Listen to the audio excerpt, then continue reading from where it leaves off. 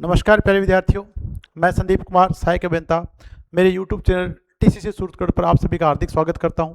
सबसे पहले तो मैं क्षमा चाहूँगा कि आज आपको जो क्लास है वो देरी से मिल रही है। कुछ तकनीकी कारणों से आपकी तक क्लास है उसमें पे नहीं पहुंच पाई और फिर भी मैंने समय निकाला ताकि आपको जो क्लास है उस समय पे मिले, आज की क्लास आज आपको मिले ताकि आपकी जो निरंतरता है वो बनी रहे। तो आज का जो टॉपिक अपन पढ़ने जा रहे हैं वो है समांतर एलसी परिपथ में अनुनाद। तो आपकी जो निम्मी की बुक है उसमें बहुत अच्छे से टॉपिक दिया गया है, जो लेटेस्ट जो बुक है, और आपको जो ये टॉपिक जो मैं करवाने जा रहा हूँ आपको अच्छे से करना है, गहनता से करना है। आजकल जो रूटीन जो क्वेश्चंस पेपर्स आ रहे हैं, जो आज के जो लेटेस्ट पेपर आ रहे हैं उनमें यहाँ से क्वेश्चन पूछे जा रहे हैं। तो आप सभी का बहुत अच्छा सहयोग रहने वाला है इस क्लास के दौरान और आप अच्छे से इन चीज़ों को पढ़ेंगे। तो इसी के साथ अपन नया टॉपिक स्टार्ट कर रहे हैं, समांतर एलसी परिपथ में अनुनाद। समांतर एलसी परिपथ में अनुनाद।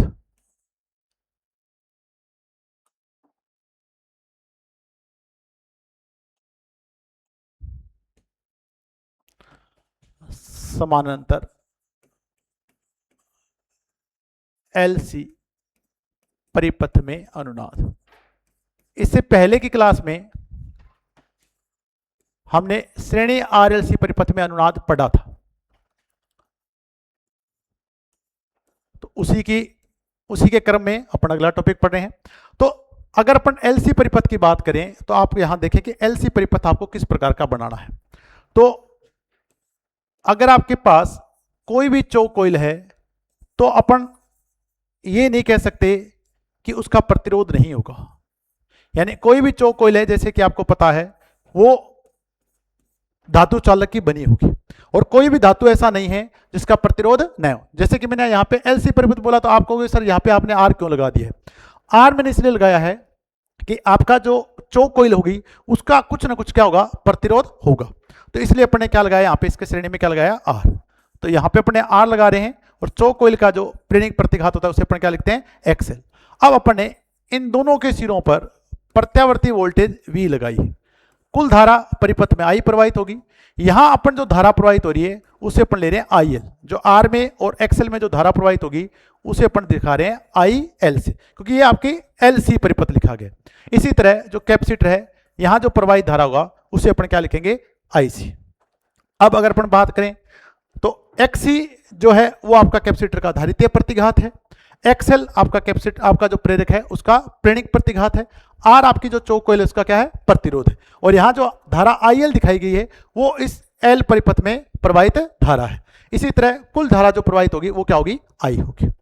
अब इस परिपथ में हमें अनुनाद की स्थिति का पता लगाना है कि जब आपकी अनुनाद स्थापित हो चुका होगा तो इस परिपथ में क्या क्या घटनाएं घटित हो रही होंगी। तो सबसे पहले हम एक फेजर आरेख बनाएंगे जिसमें अपन इन धाराओं के मान को दिखाएंगे कि किस प्रकार अपन धारा को दिखा सकते हैं। तो जैसा कि अपने पहले फेजर आरेख बनाए उसी क्रम में अपन इस बार फिर एक फेजर आरेख बनाना जा रहे हैं। तो थोड़ा सा आप इसको तसल्ली से समझने की कोशिश करना, और जितने भी आपके प्रत्यावर्ती परिपथ हैं उनमें जो फेजर आरेख है उनका बहुत महत्वपूर्ण योगदान है। अगर आपको फेजर आरेख बनाने आ जाते हैं तो इनमें किसी प्रकार की कोई दिक्कत नहीं आती है। तो जैसा कि यहाँ आरोपित उड़ता क्या दिखाई गई है, वी दिखाई गई। ये कुल आरोपित उड़ता क्या है, वी दिखाई गई। अब जैसा कि आपको पता है कि कैपेसिटर में प्रवाहित जो धारा है आईसी वो हमेशा आरोपित उड़ता से 90 डिग्री क्या होती है, अग्रगामी होती है। तो मैंने यहाँ पे जो कैपेसिटर में जो प्रवाहित धारा है आईसी को आरोपित उड़ता वी से 90 डिग्री क्या दिखाया, अग्रगामी दिखाया। अब अगर अपन इस प्रतिरोध में प्रवाहित धारा की बात करें, जो इस आईएल धारा का जो घटक होगा, जो प्रतिरोध आर में प्रवाहित होगा, वो आरोपित वोल्टा की क्या होगा, कलामी होगा। क्योंकि आपको पता है इन दोनों के बीच में जो फेज कलांतर होता है, शुद्ध प्रतिरोधी भार में वोल्टेज धारा के बीच में फेज कलांतर शून्य होता है। और इंडक्टर में जब अपन इस कुंडली की बात करेंगे, इसमें जो प्रवाहित धारा होगी वो आरोपित वोल्टा से क्या होगी, पीछे होगी। अब अपन क्या कर रहे हैं, अपने हमें पता है कि इसका जो दूसरा घटक होगा, जो प्रेरक में प्रवाहित धारा है, वो इस आरोपित वोल्टा से 90 डिग्री क्या होगी, पीछे होगी। अब हमने क्या किया है, एक बार मैंने कोई भी धारा का मान नहीं दिखाया है, मैंने ये लिखा है कि इधर वाली जो धारा है वो प्रेरक वाली है और इधर जो धारा जाएगी वो किस में जाएगी, प्रतिरोध में जाएगी। अब मैंने इन दोनों धाराओं का जब फेजर योग किया है तो मैं मान लेता हूं कि जो फेजर धारा जो प्रवाहित होगी वो कौन सी है, आईएल है, और इसके बीच में जो कोण है वो क्या है, फाई। अब जो प्रतिरोध में जो धारा जारी है, अगर अपन उसे दिखाते हैं इस IL की फॉर्म में, तो जब आपका कर्ण आधार की ओर जाता है तो ये जो धारा हो जाएगी वो हो जाएगी IL cos phi। अब IL cos phi धारा आरोपित वोल्टा V की क्या है, कला में है, यानी ये आपके चौक कोइल के प्रतिरोध में प्रवाहित धारा है। इसी प्रकार देखें, अगर अपन इस IL का साइन घटक लेते हैं तो ये आपके पास क्या हो जाएगा, IL sin phi, और ये वो धारा है जो आपके प्रेरक में प्रवाहित हो रही है। ठीक है भाई, तो अब आपको यहां से दिखाई दे रहा है कि IL और IC जो आपके पास प्रेरक और कैपेसिटर में जो प्रवाहित धारा है उनके बीच फेज कालांतर कितना हो चुका है, 180 डिग्री, जैसा कि अपने समांतर RLC परिपथ में पढ़ा था। अब यहां पे अब इस डायग्राम से अपन पढ़ने वाले हैं अनुनाद की स्थिति। जब आपका ये परिपथ अनुनाद की स्थिति में काम कर रहा होगा तो आपके पास क्या क्या घटनाएं घटित हो रहेंगी, अब अपन इसके बारे में बात करेंगे। तो आपको फेजर आरेख अच्छे समझ में आ गया। इसका अगर मैंने कोस घटक लिया है तो वो कौन सी धारा बन गई है, प्रतिरोध में प्रवाहित होने वाला, और अगर इसका मैंने साइन घटक लिया है तो ये प्रेरक में प्रवाहित होने वाली धारा बन चुकी। अब ये धारा आरोपित वोल्टा से 90 डिग्री पीछे है, ये धारा आरोपित वोल्टा से 90 डिग्री आगे, और ये जो धारा है वो आरोपित वोल्टा की है, कला में है। तो यहां तक कोई दिक्कत नहीं आई, आपको ये फेजर आरेख अच्छे समझ में आ गया होगा, तो इसी फेजर आरेख से सब कुछ आपको समझ में आने वाला है। चलो अब अपन बात करेंगे अनुनाद की स्थिति की, कि अनुनाद की स्थिति में क्या क्या होने वाला है। तो इस डायग्राम को एक बार मैं थोड़ा सा आपके लिए कोने की तरफ ले जाता हूं ताकि आपको बाकी चीजें आसानी से समझ में आ जाए। ठीक है भाई, अब अपन बात करें कि अनुनाद क्या है। जब इस परिपथ में अनुनाद स्थापित हो चुका होगा, जब समांतर LC परिपथ में अनुनाद स्थापित हो चुका और अनुनाद एक आवृत्ति पे आता है, अभी अपन उस आवृत्ति का ही मान ज्ञात करेंगे कि कौन सी आवृत्ति आएगी जब अपन अनुनाद स्थापित होगा। अब जब इस परिपथ में अनुनाद स्थापित होगा तो जितनी धारा IC है उतने ही धारा इस प्रेरक में, जो आपके चौक कोइल है या इस प्रेरक में प्रवाहित धारा का मान होगा। यानी अगर यहां प्रवाहित धारा का मान लेते हैं, इस प्रवाहित धारा का मान 5 एम्पीयर है, इस प्रवाहित धारा का मान 5 एम्पीयर है, तो यहां पर प्रवाहित धारा का मान भी कितना होगा, 5 एम्पीयर। 5 एम्पीयर यानी इस प्रेरक में प्रवाहित धारा का मान भी कितना होगा, 5 एम्पीयर। यानी अगर ये IC 5 एम्पीयर है तो IL sin phi भी कितना होगा, 5 एम्पीयर ही होगा। तो अनुनाद की स्थिति में ये जो दोनों धाराएं हैं वो क्या होने वाली हैं, बराबर होने। तो अपन कह रहे हैं कि अनुनाद की स्थिति में क्या होगा, अनुनाद की स्थिति में, तो अनुनाद की स्थिति में क्या होने वाला है उसकी बात करते हैं। धारा IL sin phi बराबर हो जाएगी कैपेसिटर में प्रवाहित धारा IC की। अब आपको इस IL धारा और IC धारा को किस प्रकार लिखना है उसके बारे में बात करेंगे। अगर आप इस सर्किट को अगर आप नहीं देख रहे हैं तो ये आपके पास आपको श्रेणी RL परिपथ दिख रहा है जो अपने पढ़ा था। तो अगर श्रेणी RL परिपथ की बात करें तो यहां प्रतिबाधा अपन ZL लिख सकते हैं, और ये जो प्रतिबाधा होगी वो होगी R square plus XL square का रूट। आपको पता है अपने श्रेणी RL परिपथ भी पढ़ा था, तो वहां परिपथ जो प्रतिबाधा थी वो थी ZL बराबर R square plus XL square, और यहां से अपने जो प्रतिबाधा वाला जो त्रिभुज बनाया था वहां से अपने को इस तरह का एक त्रिभुज मिला था प्रतिबाधा निकालने के लिए। तो अपने कहा था ये आपके पास ट्राइंगल बना था, ये क्या था फाई, ये था ZL, यहां पर ये आ गया है XL, और ये अपने पास आ चुका है R। तो अगर यहां से अपन साइन फाई का मान लिखते हैं तो साइन क्या होता है, लंब बटा में आधार, तो ये आपके पास आएगा लंब बटा में कर्ण, तो XL भाग ZL। अब आपको कुछ नहीं करना है, इस ZL का मान आपको यहां से रख देना है, ZL यानी IL का मान रख देना है, उसके बाद साइन फाई। तो अगर अपन IL का मान करेंगे लिखेंगे तो V भाग क्या हो जाएगा ZL, आरोपित वोल्टा बटा में प्रतिबाधा, ये धारा का मान आ चुका है। साइन का अगर अपन मान रखते हैं तो इसी मान को अपन कैसे रख देंगे, XL भाग ZL, XL भाग ZL।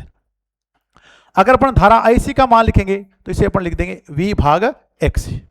तो ये आपको समझ में आ गया होगा कि किस प्रकार अपन इसको लिखा है। क्यों लिख रहे हैं, तो हम अनुनाद आवृत्ति का पता लगाने जा रहे हैं कि किस स्थिति में परिपथ में क्या, कौन सी आवृत्ति में परिपथ में क्या होगा, अनुनाद स्थापित होगा। कई बार आपसे डायरेक्ट फॉर्मूला एग्जाम में पूछ लिए जाते हैं, तो आपको पता होना चाहिए कि ये फॉर्मूला इस तरह से आया है। अब अपन बात करें कि यहां पर आपको कैसे इसमें काटापीटी करनी है। तो यहां भी V है, यहां पे भी है, V से V आपका कैंसिल हो चुका है। अब आपके पास क्या बचता है, देखिए यहां ZL और ZL करोगे तो ZL की क्या आएगी स्केयर, तो यहां पर अपने पास आ चुका है ZL की स्केयर, और 1 बटा में XC। अब आपके पास यहां वज्र गुणा कर देना है, तो ZL स्केयर बराबर हो जाएगा XL गुणा में XC। अब आपको पता है XL बराबर होता है ओमेगा L और XC बराबर होता है 1 बटा में ओमेगा C। ठीक है, अब आपको यहां से मान रख देने अपन को, तो ZL स्केयर बराबर आएगा 1 बटा में, पहले अपन इसको लिख देते हैं, ओमेगा L और 1 बटा में ओमेगा C। तो अब आपको वापस यहां से काट देंगे इसको, तो जब इसको अपन काटेंगे तो कैसे कटेगा देखते हैं। ओमेगा से ओमेगा क्या हो जाएगा, कैंसिल। तो अब आपके पास जो ZL स्केयर है वो आ जाएगा L भाग C, यानी ZL स्केयर का मान आपको प्राप्त हो चुका है L भाग C। आपको लगातार मेरे साथ बना रहना है, आपको इस चीज को समझना है। अगर आप टॉपिक को अच्छे से समझते हो तो आपको भविष्य में कोई दिक्कत नहीं आएगी। ठीक है, अगर आप आधे अधूरे मन से पढ़ रहे हैं तो आपके रिजल्ट अच्छे आने वाले बिल्कुल नहीं है। अगर आप इसको ZL लिखेंगे तो आ जाएगा रूट L भाग C, L भाग C, यानी इस चौक कुंडली की जो प्रतिबाधा है उसका मान आ चुका है रूट L भाग C। तो आपको यहां तक जो स्टेप मैंने बताए हैं धीरे धीरे एक एक क्रम में बताए हैं, तो आपको यहां से समझ में आ चुके हैं। अब अपन बात करते हैं कि इस ZL का जो मान है वो अपन किस प्रकार लिख सकते हैं। तो ZL का मान अपन यहां से इस तरह से भी लिख सकते हैं। ठीक है भाई, अब यहां ZL स्केयर है, यहां क्या है ZL, तो ZL स्केयर अगर अपन लिखते हैं तो ZL स्केयर को अपन लिख सकते हैं R स्केयर प्लस XL की स्केयर। तो अगर अपन स्केयर हटाते तो यहां रूट हट जाएगा, तो अपन इसको नेक्स्ट स्टेप में ले रहे हैं। देखिए, तो ZL स्केयर बराबर अपने पास आ चुका है L भाग C, और इस ZL स्केयर को आप लिख सकते हैं R स्केयर प्लस XL का स्केयर L भाग C। ठीक है, अब इस XL स्केयर को वापस कैसे लिख सकते हैं, R स्केयर ओमेगा 0 का स्केयर L स्केयर L भाग C। अब अगर आप इसको R स्केयर को इधर लेके जाते हैं तो ये किसका हो जाएगा, माइनस का, तो omega 0 square L square L भाग C माइनस R स्केयर, और मैंने बटा में क्या लगा दिया, 1 लगा दिया। स्टेप बाय स्टेप आपको अच्छे से समझना है कैसे मान आते हैं। अब L स्केयर यहां गुणा में है, अगर इधर जाएगा तो भाग में चला जाएगा, तो ओमेगा 0 स्केयर 1 बटा में L स्केयर का दोनों से गुणा होने वाला है L भाग C माइनस R स्केयर बटा में 1 से। यहां तक समझ में आ गया होगा आपको। अब हमें पता है कि इस जो ओमेगा 0 है, अगर आप इसकी स्केयर हटाते हैं तो यहां लग जाएगा रूट, तो ओमेगा केवल अपन ओमेगा 0 लिखते हैं, तो इसका अगर अपन स्केयर है तो रूट करोगे तो ये रूट L आ जाएगा केवल बाहर, पर यहां पर आपके पास लिखा जाएगा L भाग C माइनस R स्केयर बटा में 1। अब ओमेगा 0 से अपन अनुनाद आवर्ती प्राप्त कर सकते हैं, तो ओमेगा 0 बराबर अपन लिख सकते हैं 2 पाई FR, और आपके पास FR क्या होती है, अनुनाद आवर्ती। क्योंकि हमें हमारा जो मकसद ये था कि हम अनुनाद आवर्ती का पता लगाएं, तो अनुनाद आवर्ती कैसे मिलेगी, तो ओमेगा 0 का मान रख देना है 2 पाई FR 1 बटा में L अंडर रूट L भाग C माइनस R स्केयर बटा में 1। तो स्टेप बाय स्टेप मैंने आपको बड़े तरीके से समझाने की कोशिश कर रहा हूं। थोड़ा सा अगर आप भी प्रयास इसको करेंगे तो आपको ये टॉपिक अच्छे समझ में आने वाला है। ठीक है भाई, अब हमें क्या निकालनी है, अनुनाद आवर्ती। तो ये यहां गुणा में तो यहां चलाएगा तो भाग में चला जाएगा, तो 2 पाई L भाग C माइनस R स्केयर बटा में 1, यानी ये वो अनुनाद आवर्ती आ चुकी है जब आपके पास प्रेरक में प्रवाहित धारा और कैपेसिटर में प्रवाहित धारा का मान क्या होने वाला है, समान होने वाला है। जब आपके जो चौक कोइल है उसके प्रतिरोध का मान 0 न हो, तो आपसे क्वेश्चन पूछा जा सकता है कि अगर समांतर LC परिपथ में चौक कुंडली है उसका प्रतिरोध का मान 0 नहीं है, तो किस आवर्ती पर धारा IL और IC का मान क्या होगा, समान होगा। तो ये आपके पास फॉर्मूला याद रखना है आपको, FR बराबर 1 बटा में 2 पाई, रूट लगाना है L भाग C माइनस R स्क्वायर बटा में 1। तो ये आपके पास अनुनाद आवर्ती का फॉर्मूला आ चुका। आशा कर रहा हूं आपको यहां तक अच्छे से समझ में आया होगा। अब अपन बात करेंगे कि अगर चौक कुंडली का प्रतिरोध 0 हो जाए तो आपके पास LC परिपथ है उसकी अनुनाद आवर्ती कितनी आने वाली है। ठीक है, ये नोट करते हैं। तो यदि चौक कुंडली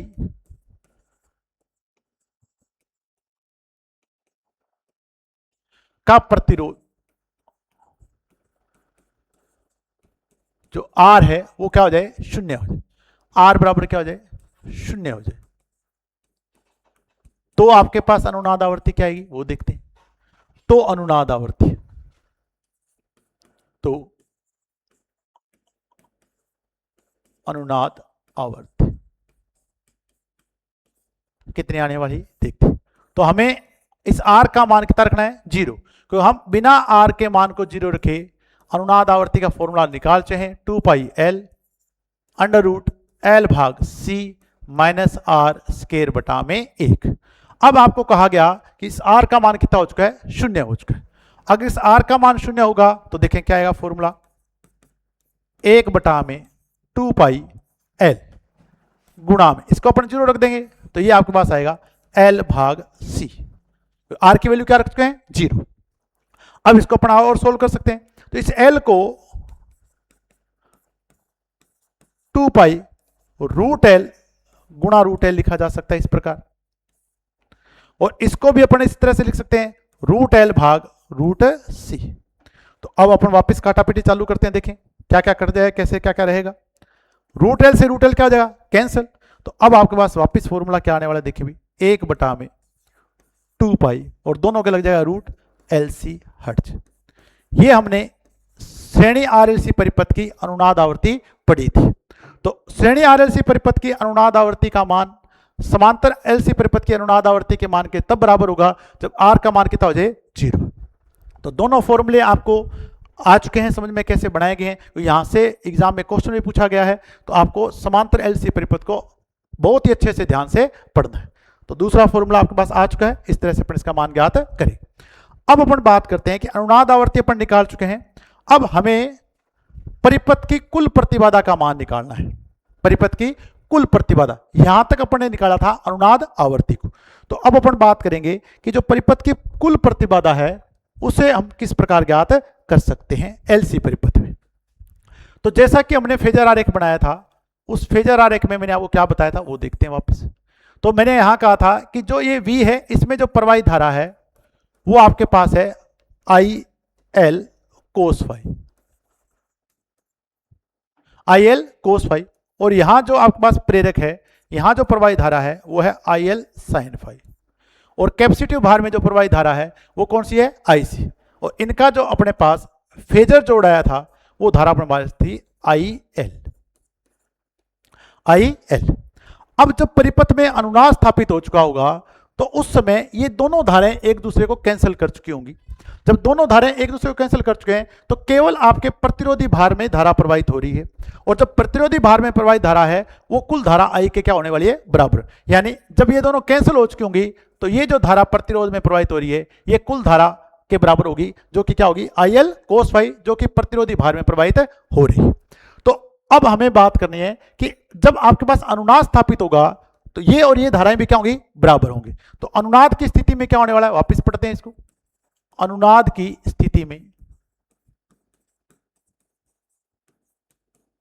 अनुनाद की स्थिति में कुल धारा I बराबर होगा आई एल कोस फाई, यानी ये कुल धारा है I जो कि किसमें प्रवाहित हो रही है, केवल प्रतिरोधी भार में। अब अपन इस कुल धारा I को V भाग Z लिख सकते हैं, और इस IL को जैसे अपने पहले लिखा था V भाग ZL लिखेंगे, और कोस फाई जो इसी ट्राइंगल से, जैसे कि अपन ने पढ़ा था, ट्राइंगल मैंने आपको बताया था, वापस देखते हैं उस ट्राइंगल को।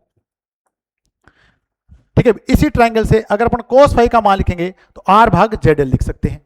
तो यहां से अपन इसी कोस फाई का मान इसी त्रिभुज से क्या लिख देंगे, R भाग ZL। अब आपके पास वापस देखें, V से V आपके पास कैंसिल होने वाला है, तो V से V वापस क्या हो गया, कैंसिल। अपने पास आ गया है 1 बटा में Z, ऊपर आ गया है R, और आ गया ZL का स्केयर। ठीक है, अब ZL स्केयर का मान हम पीछे पढ़ के आए फॉर्मूले में कि ZL स्केयर बराबर होता है L भाग C। अब इसका मान अपन यहां रख देते हैं ZL बराबर, तो 1 बटा Z बराबर आएगा R, और यहां लिख देंगे L भाग C। अब ये सी आपका ऊपर चला जाएगा, तो 1/z बराबर इसको लिखेंगे आर सी भाग एल। हमें मान निकालना है जेड का, तो इसको उल्टा कर दो और इस वाले को उल्टा कर दो, तो एल भाग आर सी, यानी एल सी परिपथ की जो कुल प्रतिबाधा है उसका मान होता है जेड बराबर एल भाग आर सी। जैसे अपने श्रेणी परिपथ में पढ़ा था कि जेड बराबर क्या होता है, आर होता है, वैसे समांतर आरएलसी परिपथ में जो कुल प्रतिबाधा होती है वो जेड बराबर होता है एल भाग आर सी। ये क्वेश्चन भी एग्जाम में पूछा जा चुका है कि समांतर एलसी परिपथ की अनुनाद आवर्ती पर कुल प्रतिबाधा का मान कितना होता है, तो एल भाग आर सी। यहां तक आपको अच्छे समझ में आ गया होगा ये भी। अब अपन बात करते हैं कि जो अनुनाद की स्थिति की जो कंडीशन है वो अपने फुलफिल हो रही कि नहीं हो रही, जो अपन आज तक पढ़ते हैं। तो अब अपने पास जो परिपथ की कुल प्रतिबाधा आ रही है, तो अनुनाद की शर्तों में क्या क्या है उसकी बात करेंगे। अनुनाद की शर्तें जो कि मैंने आपको सबसे पहली क्लास में पहले बताई थी, कि देखते हैं कि जो अनुनाद स्थापित होने पे जो शर्तें आपकी साबित होती हैं, जो आपकी पूरी होनी चाहिए, क्या वो पूरी हो रही है कि नहीं हो रही। तो पहली अपने शर्त क्या है वो देखते हैं कि क्या आपकी जो परिपथ की प्रतिबाधा है क्या उसका मान अधिकतम मिल रहा है या न्यूनतम मिल रहा है। तो हमें परिपथ की कुल प्रतिबाधा का मान मिल चुका है जेड बराबर एल भाग आर सी, जेड बराबर एल भाग आर सी। अब जब भी अपन चौक कोइल की बात करते हैं तो उसका जो प्रतिरोध मान न्यूनतम होता है, जब ऐसा प्रतिरोध मान न्यूनतम होगा तो जेड का मान क्या होगा, अधिकतम होगा। यानी अगर चौक कोइल का प्रतिरोध मान न्यूनतम है तो परिपथ प्रतिबाधा का मान क्या होगा, अधिकतम। ये अपने पढ़ा है कि या तो परिपथ प्रतिबाधा अधिकतम होगी या क्या होगी, न्यूनतम होगी। तो अगर इसी में अपन लिखेंगे चौक कोइल, चौक कुंडली का प्रतिरोध मान न्यूनतम होने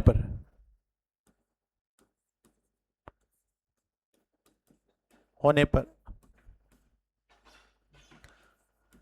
परिपथ प्रतिबाधा का मान अधिकतम होगा।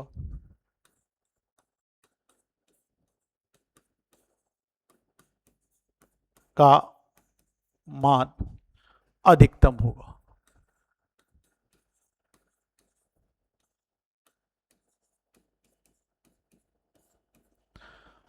यानी हमें पता चल चुका है कि ये जो आर है अगर इसका मान न्यूनतम होता है तो परिपथ प्रतिबाधा का मान क्या होगा, अधिकतम होगा।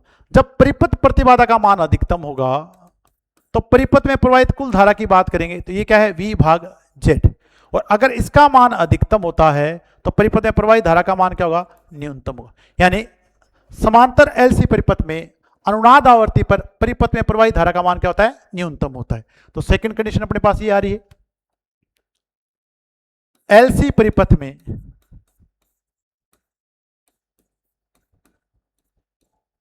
अनुनाद आवर्ती पर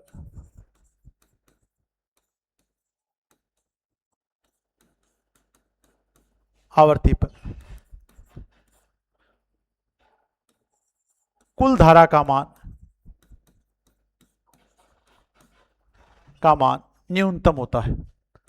तो सेकंड शर्त भी हमें पता चल चुकी है, का मान न्यूनतम होता है। अब यानी आपका एलसी परिपथ ऐसा परिपथ है जो धारा को स्वीकार नहीं कर रहा है, वो ज्यादा धारा ले नहीं रहे, तो इसलिए इसे अपन रिजेक्टर परिपथ बोलते हैं। धारा को अस्वीकार करने वाला परिपथ या रिजेक्टर सर्किट कहा जाता है। तो तीसरी अपने पास यहां से क्या मिला है, एलसी परिपथ को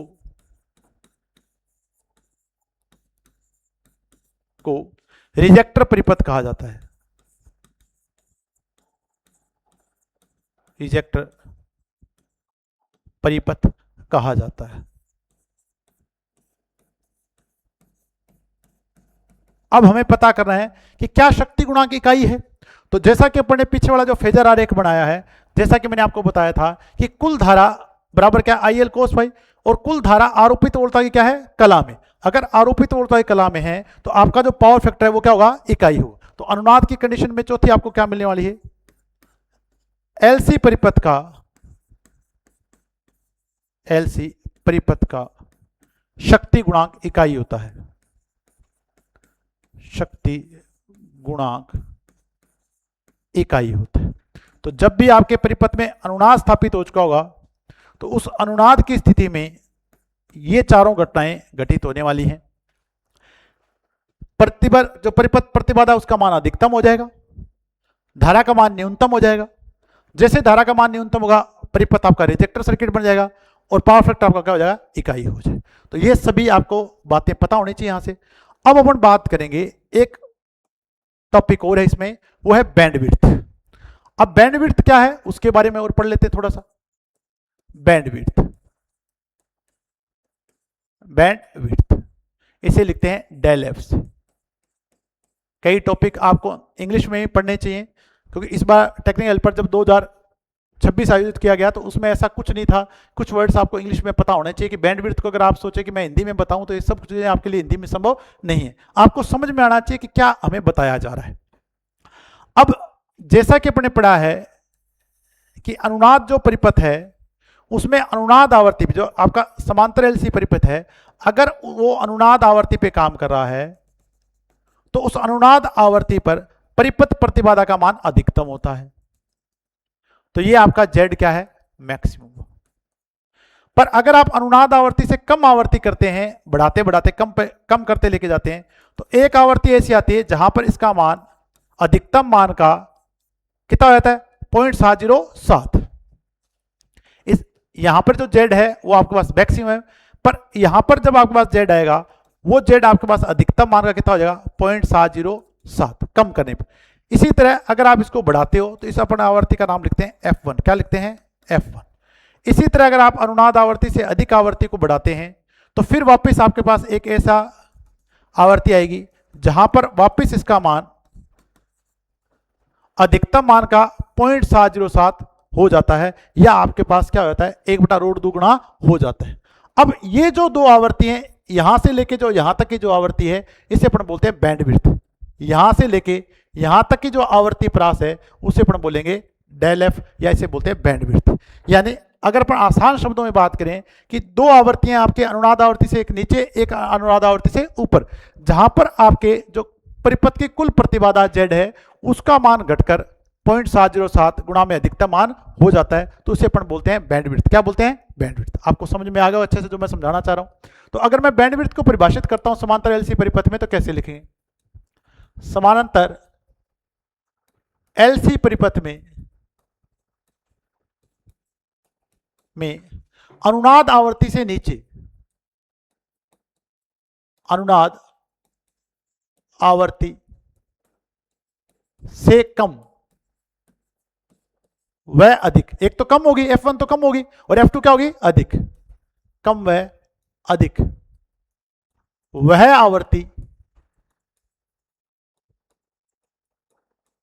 आवर्ती जहां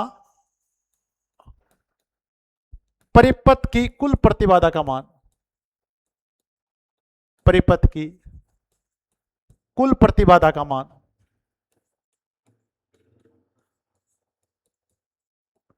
अधिकतम प्रतिबाधा से घटकर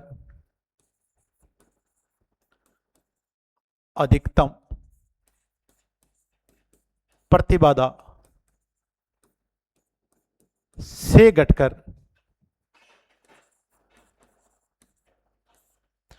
1/√2 गुना हो जाता है।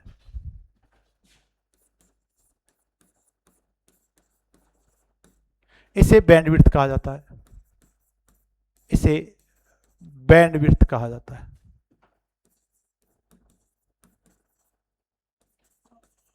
कहा जाता है।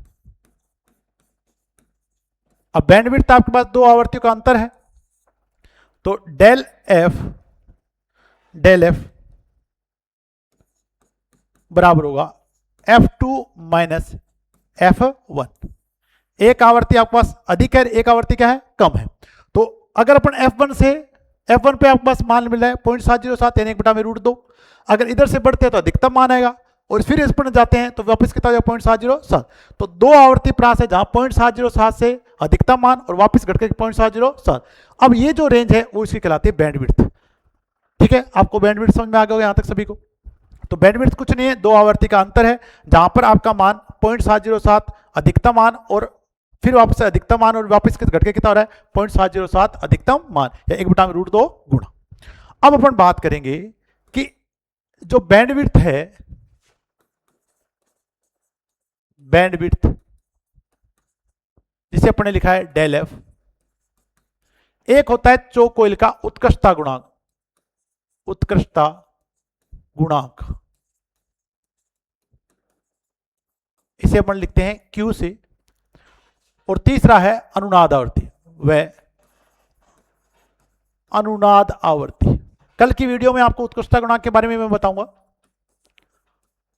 आवृत्ति के मध्य संबंध, इन तीनों के बीच में क्या संबंध है, अगर अपन किसी फॉर्मूले से बताएं तो हम इसे किस तरह से लिख सकते हैं। तो सिंपल सा आपका फॉर्मूला याद रखना है कि आपकी बुक में भी फॉर्मूला दिया गया है, तो आपको पता होना चाहिए। तो जब भी अपन उत्कृष्टता गुणांक की बात करते हैं, क्यू की बात करते हैं, तो क्यू जो होता है वो अनुनाद आवृत्ति, अनुनाद आवृत्ति और बैंडविड्थ का अनुपात होता है। बैंडविड्थ को जिसे अपन लिख रहे हैं डेल एफ से, यानी जो आपका उत्कृष्टता गुणांक होता है वो अनुनाद आवृत्ति और बैंडविड्थ का क्या होता है, अनुपात होता है। अब यहां से आपके पास एक फॉर्मूला ये बन गया है, दो फॉर्मूले अपन और बना सकते हैं। अगर अपन बात करें इसको इस तरह से भी लिख सकते हैं एफ आर। अब अगर अपन अनुनाद आवृत्ति की बात करें तो अनुनाद आवृत्ति का फॉर्मूला क्या बन जाएगा, यहां से क्यू गुणा में डेल एफ, तो दूसरा फॉर्मूला आपके पास ये बन जाएगा। अगर आपको यहां से डेल एफ का मान निकालना है, यानी बैंडविड्थ का मान निकालना है, तो अनुनाद आवृत्ति में किसका भाग दे देना है, क्यू का। तो ये आपका तीसरा फॉर्मूला। तो ये आपको तीनों फॉर्मूले जैसे मैंने आपको बताया, ये आपके पास 1 नंबर फॉर्मूला है, ये 2 नंबर और ये आपका 3 नंबर।